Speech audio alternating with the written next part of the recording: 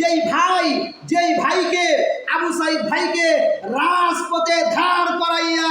যেই পুলিশ কর্মকর্তা তার বুকের উপরে গুলি চালাইয়া রাজপথে তাকে শহীদ করে দিয়েছে, আমার মনটাই সাক্ষী দিচ্ছে সে যখন বুকের উপরে গুলি চালাইয়া বাড়ির মধ্যে গেছে, বাড়ির মধ্যে যাওয়ার পরে বিবির কানে যখন এই আওয়াজ শুনছে যে তুমি রাজপথে একজন মেধাবী ছাত্রের উপরে গুলি চালাইয়া আর বাড়ির মধ্যে তুমি আসছো, মানুষের গর্তে মানুষ হয়, তুমি আমার গর্তে কি হইছ? তার বিবি তাকে এমন ভাবে বলছে, মানুষের গর্তে মানুষ হয়, তুমি আমার গর্তে কি হইলা? এই কথা বইলা আমার মনে হয় ওই বিবি যদি সুসন্তান হয়ে থাকে এই সমস্ত